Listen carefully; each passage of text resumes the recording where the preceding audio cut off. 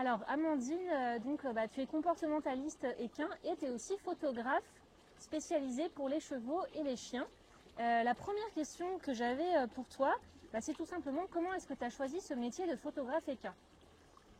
Alors, j'ai toujours aimé la photo, de façon générale, depuis toute petite. Et puis alors, dès qu'on est passé à l'ère des smartphones, on a tous tout le temps le téléphone à la main pour faire des photos.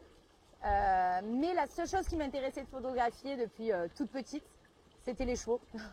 Donc, en fait, dans un tournant de ma vie, j'ai décidé de quitter tout ce que je faisais avant. J'avais une entreprise, etc., mais qui n'avait rien à voir avec le milieu. Et je me suis lancée en photographie, donc équine à mon compte. Et canine, mais canine, j'en fais quand même moins. On va dire que mon objectif principal, c'était les chevaux.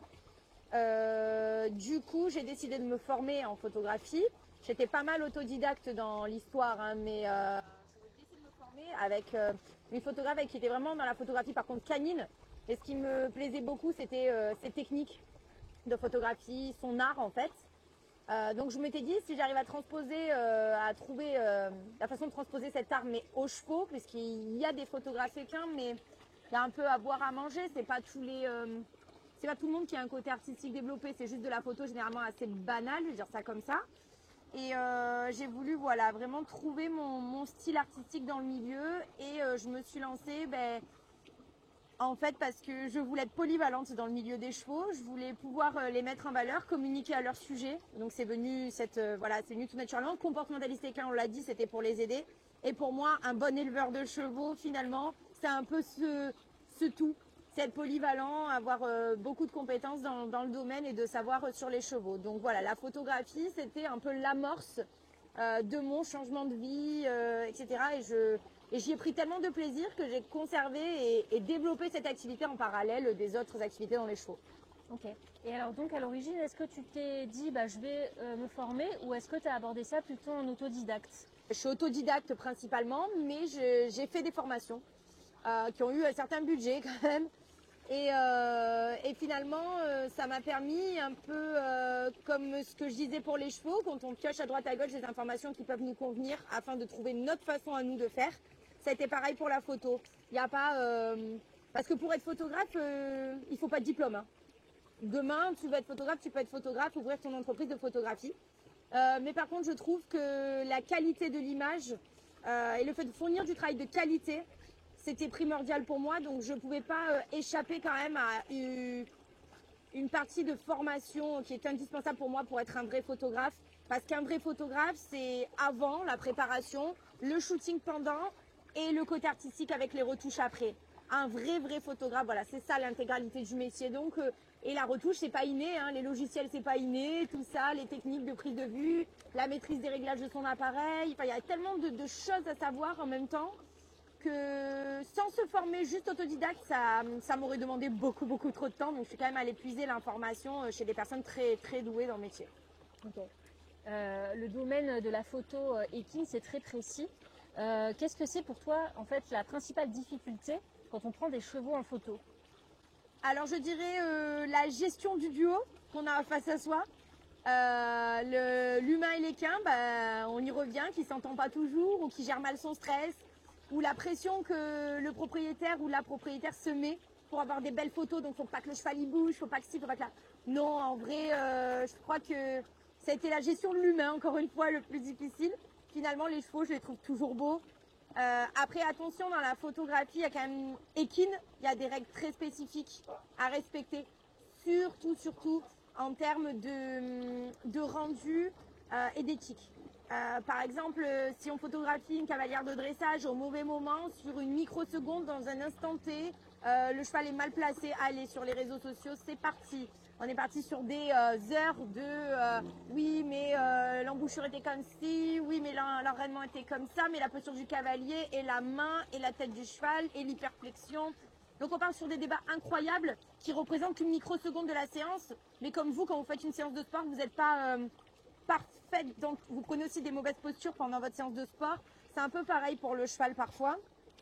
Donc l'idée, c'est d'avoir quand même un rendu propre, une image propre du travail que l'on fait et que l'on veut représenter. Si on veut représenter, comme c'est mon cas, la complicité, le duo, il faut des moments simples, des moments de partage. Bien souvent, les cavaliers ont tendance à croire que les plus belles photos, c'est celles où on est sur le cheval. C'est faux. La plus belle connexion, elle est franchement à pied et on fait des photos incroyables quand le cavalier est à côté. Donc je dirais la chose la plus difficile à gérer, enlever les idées préconçues, le stress du cavalier et tout ça. Après, bien sûr, en termes de technique, le cheval n'est pas facile en termes de prise de vue. Souvent, si on se met trop en contrebas, on va avoir une encolure de girafe comme ça qui est vraiment pas jolie. Si on règle mal son appareil quand le cheval galope, on va avoir le cheval qui est net en haut, les membres qui sont flous en bas. On perd du détail. Il y a quand même pas mal de... Il y a les ombrages, quand le cavalier est très proche du cheval, les ombrages entre la tête du cheval et la sienne. Il y a pas mal de paramètres techniques, mais franchement, c'est très très agréable puisque les 3/4 du temps, on est en extérieur, donc voilà. Alors tes photos dégagent beaucoup d'émotions. Alors je mettrai les comptes Instagram, ton compte Instagram, ton compte Facebook pour que tout le monde puisse venir voir. Il y a un rapport à la nature aussi qui est assez fort, beaucoup de couleurs et même parfois un univers un peu onirique. Est-ce que tout ça, c'est des éléments qui étaient en toi dès le départ quand tu as commencé ou est-ce que c'est venu au fur et à mesure finalement?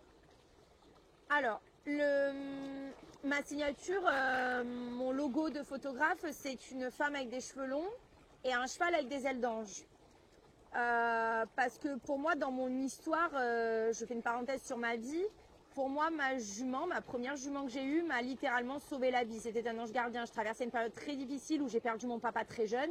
Et elle était dans ma vie en fait à ce moment-là et elle m'a apporté, malgré elle certainement, mais tout un soutien qu'aucun humain n'a pu m'apporter. Donc quand je vois des duos, que je vois des belles histoires, j'avais à cœur de vraiment faire ressentir ça dans l'image, sans forcément mettre de texte, d'annotation à ma photo. Je voulais que les gens puissent le ressentir. Du coup, ma signature, mon logo déjà fait référence à ça, avec ses ailes d'ange protecteurs et ce côté très proche entre l'humain et le cheval. Donc le lien en fait. Du coup, ce côté de complicité et de raconter une histoire dans une photo, ça a toujours été en moi. Ensuite, ce qui est le côté plus artistique et retouche, j'ai toujours aimé les couleurs, j'ai jamais trop aimé le noir et blanc, je crois que ça se voit dans mon style, mais je n'avais pas encore trouvé mon style, j'étais vraiment en pleine recherche de ce qui me plaisait. Et je crois qu'en fait, finalement, un artiste, c'est assez égoïste, ça fait beaucoup ce qui lui plaît, sans trop se dire est-ce que ça va forcément plaire au plus grand nombre, et c'est pas ça le but. Je crois qu'on réussit mieux en plaisant à un moins grand nombre, en faisant ce qu'on aime, que finalement en essayant de plaire à tout le monde. Et en essayant de plaire à tout le monde, on se perd et on n'a pas de style et d'identité. Moi, le plus beau compliment qu'on m'ait fait depuis que j'ai commencé la photo, et qui a marqué un tournant un peu dans ma progression, c'était quand j'ai eu 2-3 clients d'affilée, et même qui n'étaient pas encore des clientes, qui m'ont dit « Mais Amandine, quand on ouvre Facebook ou Insta, on n'a pas besoin de lire qui c'est ou de voir qui c'est, on sait que c'est ta photo. » Quand on me dit ça, là on est sur le plus beau compliment de la Terre. Ça veut dire qu'en fait, je me suis démarquée, j'ai été repérable, identifiable et les gens n'ont plus besoin un peu comme un artiste qui fait une toile, on sait très vite si c'est Picasso, si c'est quelqu'un d'autre. Et j'ai trouvé ça assez extraordinaire. Donc non, je me suis trouvée au fur et à mesure du temps. J'ai pas mis très très longtemps, une grosse année, une année et demie. Après, il a fallu de la progression technique aussi qui a fait qu'on se trouve de mieux en mieux. Mais je pense que oui, ce côté un peu... moi, j'aime croquer la vie à pleines dents. Je suis hyper active dans ma vie. Je fais 30 000 choses à la fois. Donc, je crois que ce peps que je mets dans mes photos et ces histoires que je veux leur raconter, c'est moi, en fait. Hein, c'est ma façon d'être. Alors, est-ce que tu peux nous raconter justement comment ça se passe une séance photo avec toi? C'est assez simple. On va dire que ça dépend. Si le cheval est déplaçable ou pas, bien évidemment. Imaginons qu'il l'est. Qu'il embarque sans souci. Généralement, on me donne les styles de lieux qu'on aime bien. Je conseille parce que je connais pas mal de lieux. J'ai des lieux très privés où il n'y a que moi qui peux y accéder avec les chevaux. Donc les propriétaires sont super contents parce qu'on est seul au monde en fait pendant ce moment-là. Notamment dans mes shootings rivières où on amène les chevaux nager dans des gros gouffres et on accède par des terrains privés. Donc forcément, je suis seule à y accéder. Donc on se retrouve vraiment seul dans la nature. Donc je conseille les personnes sur le lieu, que ce soit la plage, la rivière, la montagne, des champs de fleurs, peu importe, selon les saisons, il y a des thèmes. Et puis ensuite, généralement, on convient d'une formule photo, où la personne choisit à peu près le nombre de photos qu'elle voudra. On fait le shooting. Pendant le shooting, je conseille toujours d'avoir plusieurs tenues pour faire varier un peu les ambiances, de faire des clichés montés, des clichés à pied. Un coup, ils peuvent être en liberté, à cheval, en cordelette ou autre chose. Voilà, donc je conseille vraiment de faire varier les clichés. Et puis après, en général, on passe quand même un bon moment ensemble. Ça dépend le lieu. On passe au moins 2 heures ensemble. Donc, c'est l'occasion aussi de faire connaissance avec le duo pour encore mieux pouvoir capter ces moments et les mettre en lumière ensuite. À la suite du shooting, je propose aux clients une galerie en ligne privée où les modèles vont pouvoir voir leurs photos qui sont brutes, je précise. Et en fonction des photos qu'ils auront choisies, je les retouche par la suite et ils les reçoivent en format numérique par mail. Et il faut savoir que du coup, les personnes peuvent choisir sur cette galerie des photos supplémentaires pendant plusieurs mois et ainsi de suite. Donc c'est assez souple comme méthode de fonctionnement. D'accord. Est-ce que tu peux nous parler du coup de l'étape suivante, une fois que la personne elle a choisi donc les clichés qu'elle aime bien, comment tu gères cette partie de post-prod? Alors moi, ma façon de procéder pour éviter que les clientes attendent leurs photos pendant 3 mois et qu'elles les aient toutes d'un coup. Ce que j'aime bien faire, parce que bon, on va pas le cacher, j'ai quand même beaucoup de délais d'attente. Ce que je fais, c'est que je retouche la première photo, je la choisis moi. Assez rapidement, je la choisis moi. Comme ça donne une idée de ce que donne une photo retouchée. Je la mets en photo de couverture de la galerie. Donc ça, c'est top parce que du coup, il y a un premier rendu. Et c'est plus facile du coup pour la cliente de choisir ses autres photos à retoucher. Et généralement, je leur envoie 2-3 photos par-ci par-là. Par exemple, la deuxième semaine, enfin la semaine qui suit le shooting, je peux lui envoyer 2 photos par mail. La semaine ensuite qui suit, encore 2-3 photos. Je les travaille vraiment au fur et à mesure. Est-ce que tu te déplaces en France pour faire des shootings photos? Comment ça marche ça? Oui. Alors je couvre principalement la région PACA. Mais je me déplace dans toute la France. J'ai déjà fait des tournées en Alsace, des tournées en Ariège, des tournées vers la Suisse. Non, je me déplace un petit peu partout. En fait, c'est sur organisation de tournée, donc c'est quand même plusieurs personnes réunies, plus ou moins pas forcément au même endroit, dans des villes l'une à côté des autres. Oui, ça m'arrive. Je dois organiser 2-3 tournées par an comme ça. D'accord. Et alors, question par rapport au prix, combien ça coûte une séance photo avec toi? Alors, on a plusieurs formules, on n'a pas une seule formule, donc j'adapte en fonction aussi du budget de chacun, on va dire ça comme ça. Mais ma première formule va démarrer à 160 €. Hormis pour les périodes de Noël où je vais avoir des formules à 90-100 €, des petites formules pour que ça soit des petits bons cadeaux au pied du sapin, c'est sympa. Mais sinon, voilà, on va démarrer à 160 € pour la première formule qui va comprendre 6 photos numériques retouchées en haute définition et au format web pour les réseaux sociaux. Et après, on a la formule juste au-dessus qui est la formule 10 photos à 230 €. Je vous parle TTC à chaque fois. Et ainsi de suite, on a des formules à 320, etc. Ça monte. Mais généralement, quand même, les gens prennent la formule soit 6 photos à 160, soit 10 photos à 230, et puis prennent des photos supplémentaires, parce que la photo supplémentaire, après, est à 18 €. Et au-delà de 10 photos supplémentaires commandées, on est à 16 €. Donc voilà, ça reste abordable, parce que par exemple, je demande un acompte de 50 € à la réservation. Si vous réservez au mois de mai pour faire votre shooting en août, par exemple, ça vous fait toujours un paiement en 2 fois, étalé sur 3 mois. Donc c'est plus raisonnable pour les gens. Est-ce que on te contacte pour des mariages, par exemple? Je refuse. Ok. Ok. Alors moi, vous me verrez jamais, sauf si un cheval sur mariage. Vous me verrez jamais sur un mariage, un baptême, il n'y a que des humains, j'y vais pas. Je vous le dis. En toute franchise, vraiment mon truc, moi, là où ça me parle et là où j'ai de l'inspiration, c'est quand au minimum il y a un chien et au mieux il y a un cheval. C'est vraiment ce qui me parle. Ouais, je suis honnête, j'ai pas d'inspiration artistique dans ces moments-là. Ok, et alors imaginons que c'est une cavalière qui va se marier et qui a envie de faire des photos avec sa robe et son cheval. Ah oui, j'en ai eu plein comme ça. Ah oui, là, ok. Voilà, ça oui. Ah mais non, avec grand plaisir. J'en ai même qui laissent passer le mariage et qui se refont un shooting pour le plaisir. Ils ressortent la robe de mariée, on part à la plage. Ils choisissent un lieu différent de la cérémonie. Ils reproduisent un petit peu, c'est un petit peu un deuxième mariage en fait. Donc c'est assez sympa. Oui, non, dans ce cas-là, oui. Ok. Mais que des humains, il faut tout ça, non. Oui, Ça marche, ok. Est-ce que tu peux donner un de tes plus beaux souvenirs de séance photo? J'en ai plein, mais parce que bon, ça crée quand même beaucoup de beaux souvenirs. J'en ai deux principalement, si je peux dire ça comme ça, parce que je crois que je peux pas en switcher un pour l'autre. Le premier, en termes de chronologie, c'est j'étais sur un shooting en Camargue avec des cavaliers western qui venaient du Var. Et en fait, je n'étais pas au courant, mais j'étais en train de shooter et d'un coup, je sors un peu l'œil de l'objectif, je regarde ce qui se passe et je le vois mettre un genou à terre et en plus, je me permets de dire, mais génial, belle idée, ça rend super bien. Et en fait, le temps que je remette l'œil dans l'appareil, il était en train de la demander en mariage en fait. Donc ils étaient très beaux tous les deux, deux cavaliers western, le chapeau, les chemises, les chevaux au bord de l'eau en Camargue, dans super vraiment le cadre magnifique.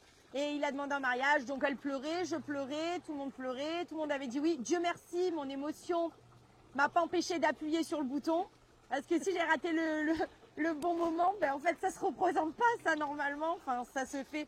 Je lui ai dit mais tu aurais pu me le dire. Il m'a dit ben non, je voulais vraiment que ce soit la surprise et tout ça. Donc par chance, je les ai eus. Donc ça, c'était un très beau souvenir, une belle demande en mariage. C'était vraiment très beau.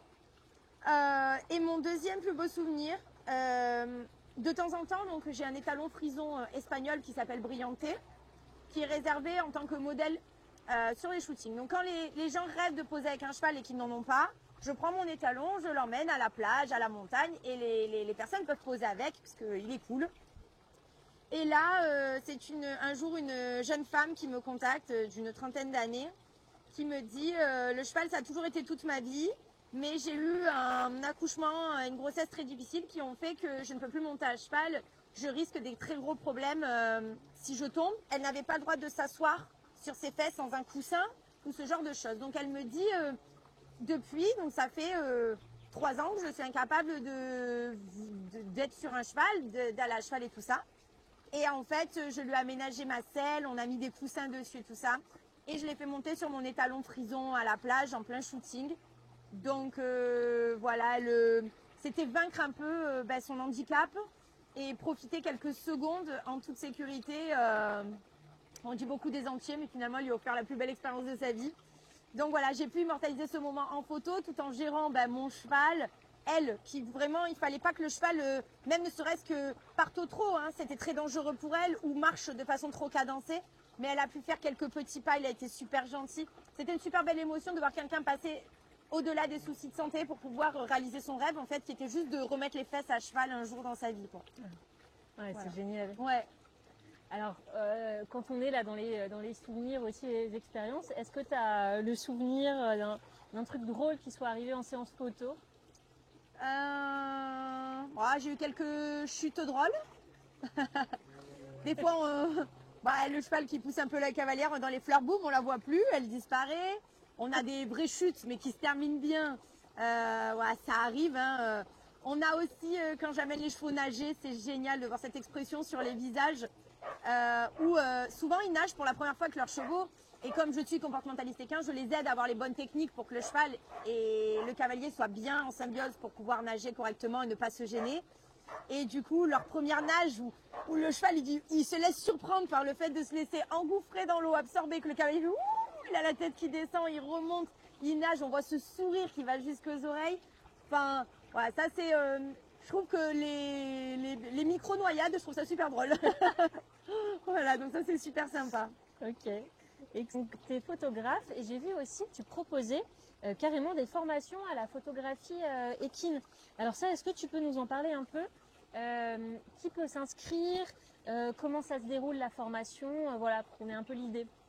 Alors en fait, j'ai commencé à former les gens à la photographie. C'est parti de certains modèles à moi qui me disaient mais j'adorais savoir prendre des photos comme toi, j'adorais, j'ai un appareil mais je ne sais pas m'en servir. Oh là là, mais en retouche, mais je comprends rien. Les logiciels, les ordi, mon Dieu, Lightroom, Photoshop, mais que c'est horrible, comment tu fais? Donc c'est parti un peu d'une demande que j'avais à chaque fois sur beaucoup de shootings. De là, j'ai commencé à faire quelques petites formations de base et on m'a dit mais on se régale, c'est génial. Et puis j'ai créé un concept autour de ça qui fait que c'est ouvert. Alors c'est ouvert à tous les niveaux. vous êtes débutante, vous y comprenez rien, vous n'avez même pas encore votre matériel. Ou vous avez un niveau intermédiaire, vous touchez déjà un petit peu à la photo, mais vous êtes nul en retouche parce que vous n'avez jamais pratiqué.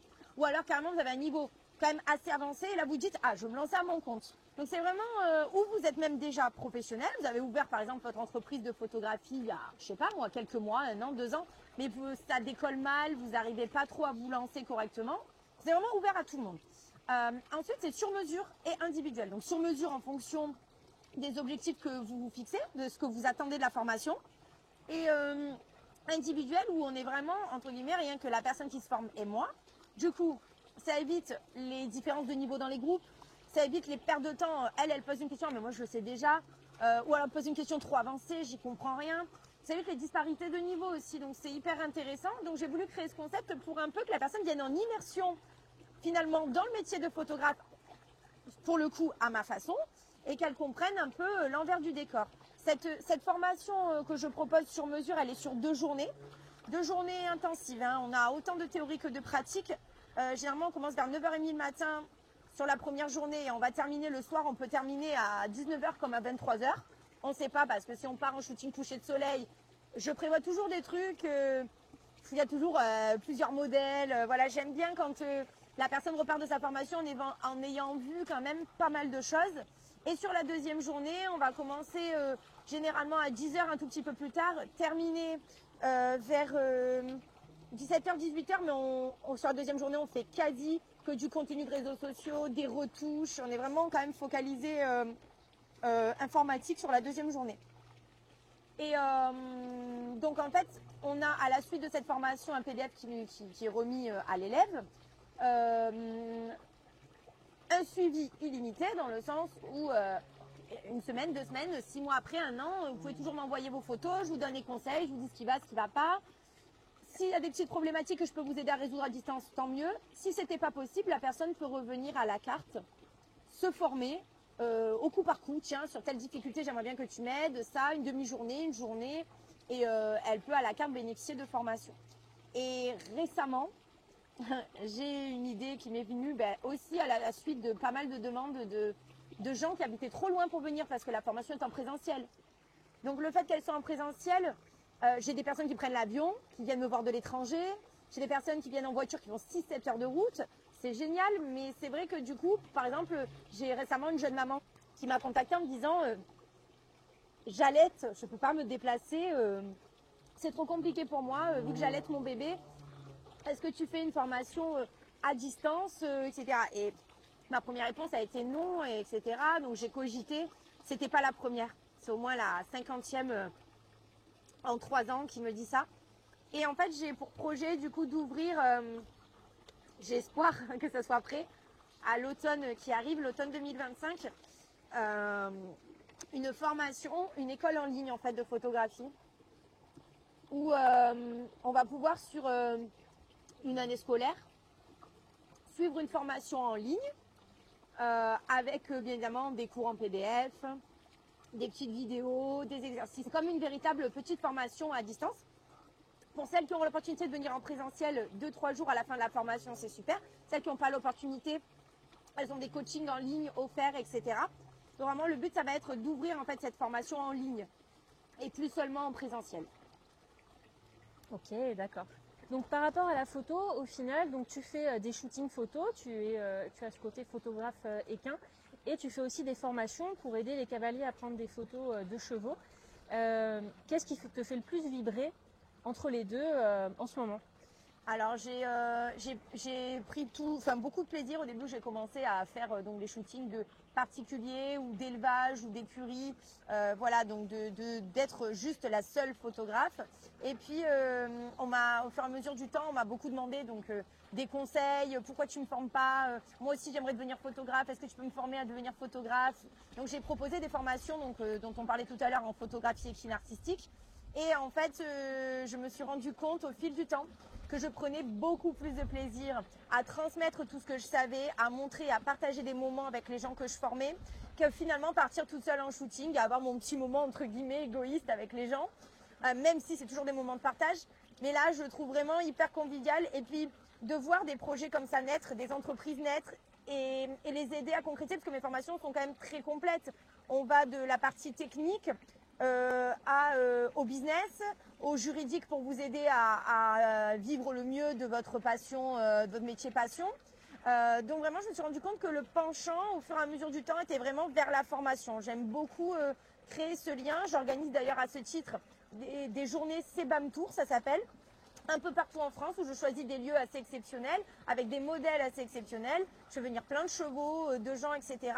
Et c'est ouvert aux photographes amateurs et professionnels. Et on est plusieurs, 5, 6, 7, 8 photographes à photographier tous ces modèles. Alors pour les autres photographes, ça leur sert à enrichir leur portfolio, à avoir beaucoup plus de photos à proposer pour leurs réseaux sociaux. Moi, c'est un moment de partage avec eux, d'échange, je fais des connaissances. Souvent aussi, ce sont des photographes que j'ai déjà formés qui me rejoignent sur ces événements parce que du coup, on se retrouve, peu importe d'où ils viennent dans la France. Et du coup, en fait, ça m'a amené à une autre réflexion. Je me suis dit, mais Amandine, tu aimes tellement former les gens que peut-être que tu pourrais maintenant former les gens à devenir formateurs en photographie équine. Et ça fait partie aussi de mon projet fin 2025 où j'aimerais proposer au-delà de la formation en ligne qui sera accessible à tout le monde, partout dans le monde, qui est sur une année scolaire, etc., avec un vrai suivi très très complète. J'aimerais en parallèle développer une formation qui va venir compléter en fait compléter tout ça et permettre à ce photographe qui est donc déjà quand même photographe avec un certain niveau de lui-même venir du coup dispenser des formations de venir dispenser des formations à ses clients ou à d'autres photographes, mais qui puissent également transmettre ce qu'ils savent et à leur façon du coup, parce que moi je vais leur transmettre ma façon de pratiquer le métier, mon éthique, ma vision des choses. Et ça sera bien si, en sortant de là, avec leur identité artistique à eux, ils arrivent eux aussi à le transmettre. Je pense qu'il y a du travail pour tout le monde. Le soleil se lève pour tout le monde. Et au contraire, de se soutenir entre photographes. Parce qu'il faut savoir que quand j'ai commencé la photo, j'ai été harcelée par d'autres photographes. J'ai été soi-disant dénoncée parce que j'étais pas déclarée ou ce genre de choses. Alors c'était totalement faux, hein, puisque après enquête, tout le monde a bien vu que j'avais un numéro SIRET, une assurance, une responsabilité pro. Et en fait, je trouve que c'est assez médiocre cette jalousie. Je pense qu'on peut être envieux, c'est-à-dire désirer faire la même chose que quelqu'un d'autre. Mais du coup, au lieu de perdre ton temps à être jaloux, donne-toi les moyens, lève-toi le matin, travaille, forme-toi, investis sur ton avenir. Et du coup, c'est ce que j'aime transmettre aux gens, c'est-à-dire ce côté, ok, il y a de la place pour tout le monde.